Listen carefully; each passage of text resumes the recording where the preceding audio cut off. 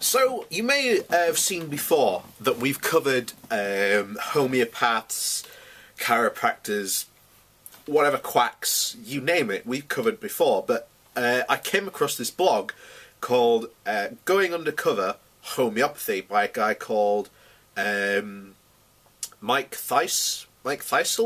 I think that's how you say it, I'm not sure. But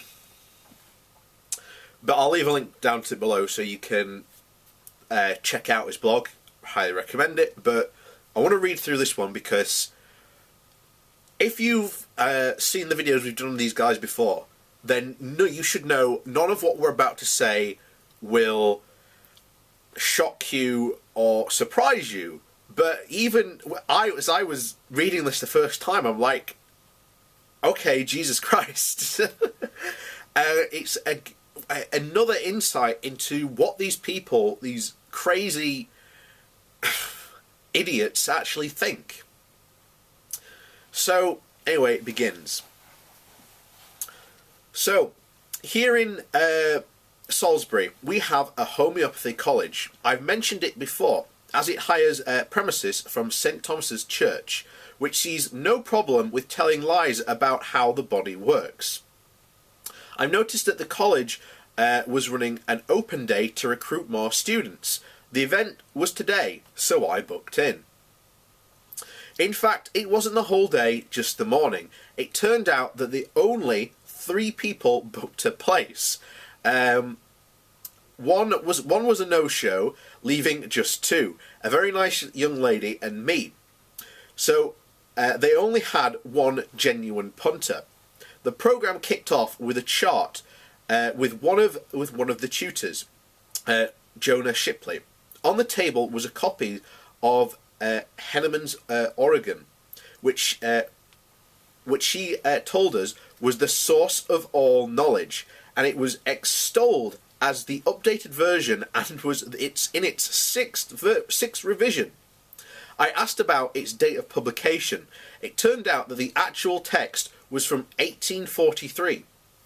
And I asked whether it was okay to use homeopathy in combination with conventional medicine. Jonah said yes, of course, but with the caveat that while homeopathy does not interact with drugs, drugs can inactivate homeopathy. I then mentioned Hahnemann's diatribe on homeopaths who used alleged allopathy were traitors, to which Jonah explained that he was a man of his time and that conventional medicine has moved on. The latter was more likely to do more harm than good in Hammond's day, which I agreed.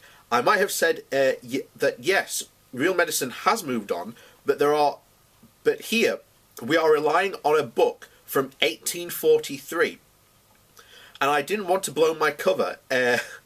So, in among all sorts of complex explanations of the vital force, and we've talked about the vital force before, came up, which I chose not to challenge.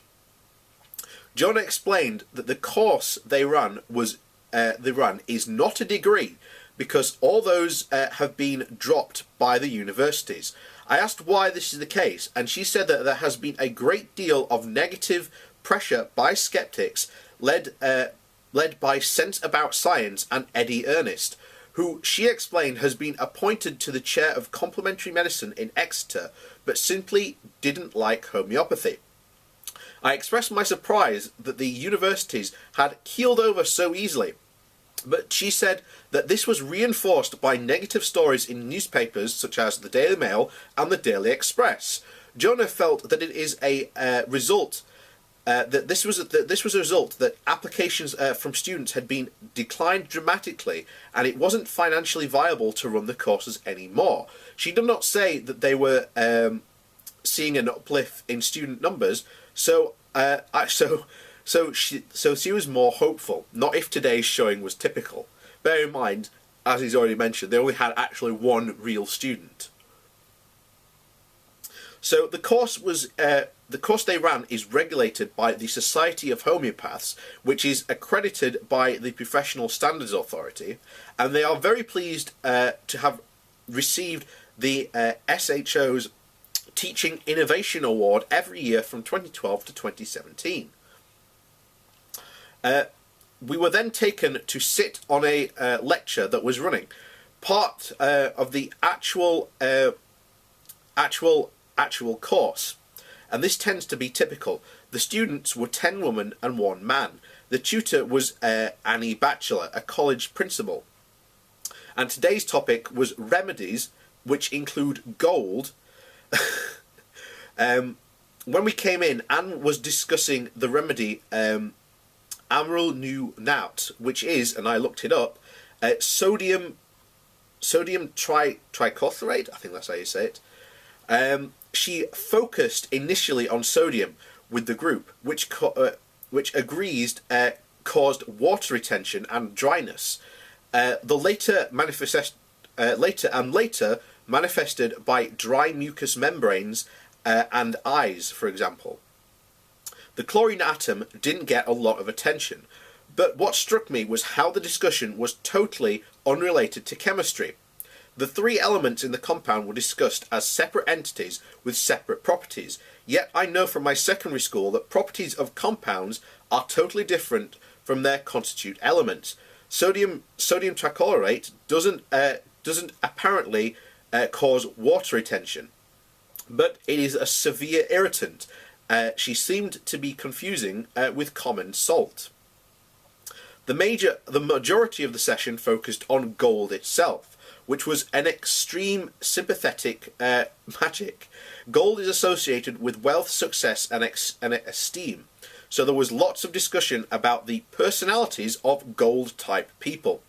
Anne talked about a homeopath who established that our lives are related to the periodic table of elements. We apparently start out on the table. Start out on the left of the table, so young people are more like alkaline metals. She didn't say anything about inert gases. But gold is near the middle of the table, so relates to people in their most productive and successful years. How the compound gold, sodium and chlorine works was not explained. Yet there was no discussion of physical conditions. It was all about personality types. I was amazed at the complexity of all of this. Homeopaths have endless ways of categorizing people. Not that it seems to have been validated.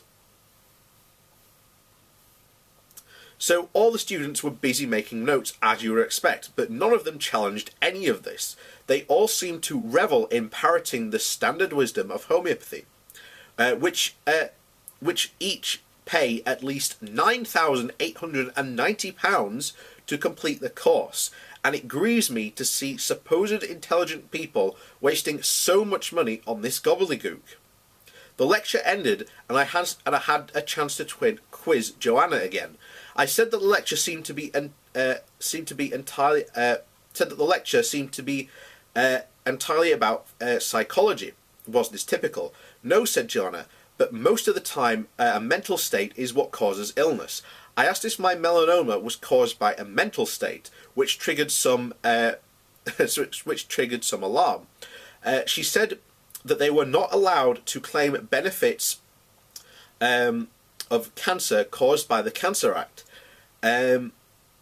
She then talked about an experience at the Bristol Centre run by Dr. Liz Thompson. I was told that whereas Thompson can't publish claims because of the Act, she has given presentations which she has described patients whose cancer has been cured after homeopathy. So as you can see, even though they are banned under talking about this, these homeopaths will still talk about this stuff because it's what it is. And very often these people do get caught out talking about it. But it doesn't surprise me that once again, when push comes to shove, they will talk about, hey, my homeopathy can cure your cancer. So we then had a wrap-up session with Annie, whose task presumably was to get us to commit to the 4-year part-time course. There was the usual discount for signing up on the day. This was supposed to be an opportunity to ask questions, but Annie was so fired up that it was hard to get in a word edgeways. I was going to mention the cease therapy anyway, but she got in the first and divulged that they teach it on the course. Some of the tutors are qualified cease therapists, including Joanna. This is interesting in view of the storm that the Society of Homeopaths is sailing into right now. Briefly, the PSA has placed the Society of Homeopaths on notice to discipline members who practice it on pain of losing its accreditation. The team in Salisbury must be aware of this, but they didn't mention it. Earlier, Joanna had mentioned detoxing, so I asked Annie to enlighten me. I said that in my previous career I did a lot of pharmacotrics, whereby we could give a certain dose of a drug and trace it qualitatively through the body. I asked how they knew what was being eliminated by detoxing. She said that nobody was going to do the test because who would pay for it? This was a recurring theme. It played on the lack of funds for research. She repeatedly referred to me to the Homeopath Research Institute, which apparently does the research. The Homeopathic Research Institute is a charity and had an income in 2017 of £250,000, which just over half a year was spent funding external projects. It is not a huge sum, but funding some lab tests would not be difficult. And we've sort of dug touched on these guys before. They are a charity that is in Britain, I believe, and they are, again, apparently meant to be funding these things. But what they are meant to be funding, we don't know. I'm tempted to do a video on them because they get into all sorts of stuff, those guys. So I tried to press Annie on vaccination, but she was careful not to come out as 100% against it. She does advise patients on homeopathic alternatives for travel, but generally leaves it to them to have the jabs if they want, and sort out what they get back, i.e. a homeopathic detox. She's clearly convinced that vaccines are harmful, but won't deny that they have some benefits.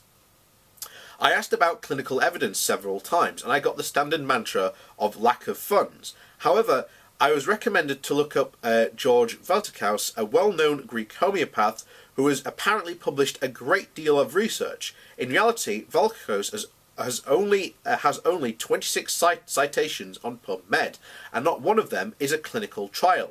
Most are case reports or commentaries. This is not research. I asked Annie what she thought about non-individualised homeopathic remedies sold by Neil Yard Remedies. She was scathing about these, explaining that originally Rose Daniels, the homeopath who set it up, had not planned to have a homeopath on site in each store selling them. But this had not happened. This is interesting, as her colleague Joannis runs a multi-level marketing business selling Neil's Yard homeopathic products. Well, I haven't yet set out everything here I learned. I'm frankly getting tired. It was all a very relieving insight into how these people think, or rather how they don't. I found that they are all very nice people, welcoming and friendly, but they are just amusing the patients until nature takes its course. It certainly kept me entertained for a couple of hours. And like I say, he goes on into, he has another couple of blogs, so again I'll leave the link down below. But yeah, not surprising here. You have blatantly someone saying, look, I'm not allowed to publicly say or advertise the fact that I can cure cancer, but if you ask me privately, as is the case here, yeah, of course homeopathy can cure cancer.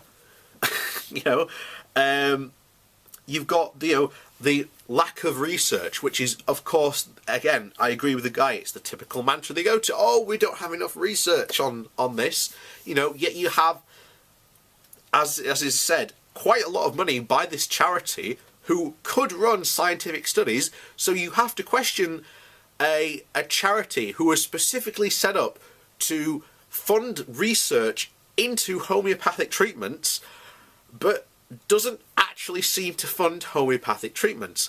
You then have the guy they mentioned in Greece.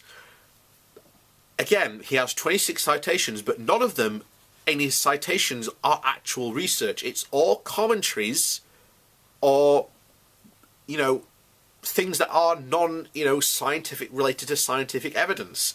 So as you can see, this is just bog standard, practice for these people, and publicly they will be like, oh yes, we're not. I mean, in the UK, because of the Cancer Act, they can't come out and say yes, we can cure cancer. But as you've seen here, privately they are willing to say that, and it makes you wonder how many of these people would get caught out if you went in and just secretly film these people. I've often wondered about doing that, but there's it's not my job to do that, really. So yeah, doesn't surprise me. Homeopathic College doing what Homeopathic College does, selling bullshit, weirdness and quackery.